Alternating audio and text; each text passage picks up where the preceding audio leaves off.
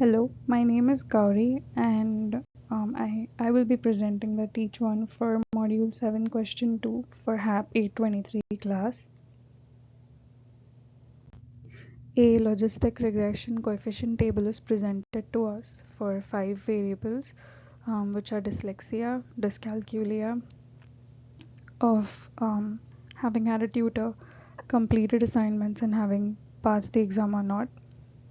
Um, we have to calculate what percentage of the average effect of dyslexia on passing the exam is mediated through having a tutor. We assume that all variables are binary. As we can see, past exam is the outcome node, and as dyscalculia has no coefficients associated with it, it is the root node. Dyslexic, had tutor, and completed assignment are mediator nodes.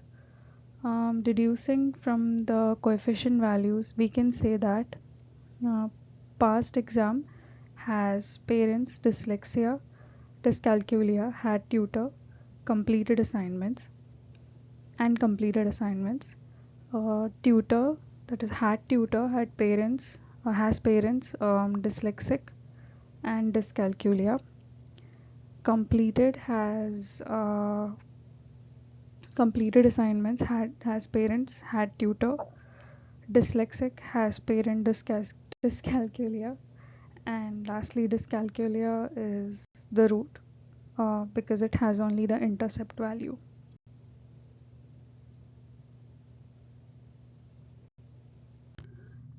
Therefore, after interpreting the table, we form this network. The goal is to quantify how much of dyslexia's total effect on past exam is transmitted via the had tutor path. This is done by comparing the total effect with the full network, which is the real network, versus the natural direct effect, which is the counterfactual network, after breaking the dyslexia to tutor path. Total effect is the overall causal effect of dyslexia on having passed, allowing all paths in the network. Natural direct effect, as defined above, is the part of the effect not going through the mediators, which is had tutor and its descendants. We calculate it by holding mediators at the level they would naturally take if dyslexia were 0, then toggle dyslexia to yes and no. Natural indirect effect is the portion through the mediators, equivalently the change due to the mediator distribution shifting from 0 to 1.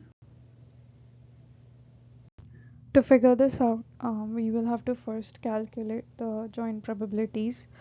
I used Python to convert the logistic regression coefficients in the table to probabilities, that is conditional probability tables, to input a Netica for every binary parent combination.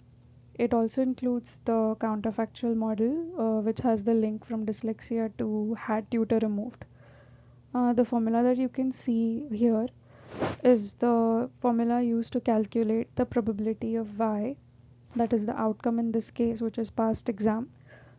We plug in values of intercept, coefficients of the respective nodes and their values, that is either 0 or 1. The y node is changed according to the conditional probabilities calculated for each node in the network. This code defines a function that builds a conditional probability table for a binary outcome using logistic regression.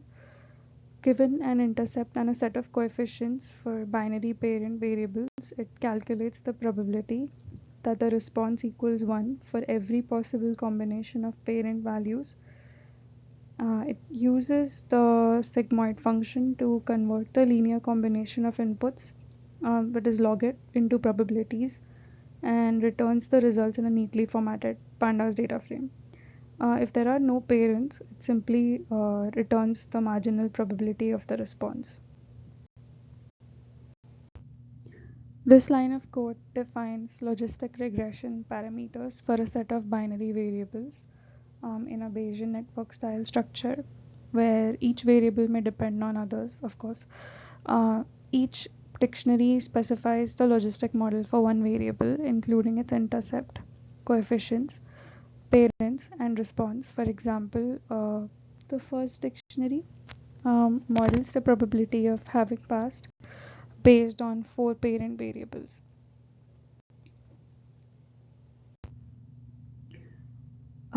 Here, the dictionary coefficient TCF defines a counterfactual logistic model for the variable tutor CF, which represents a hypothetical version of the original hat tutor variable but with the influence of dyslexia removed.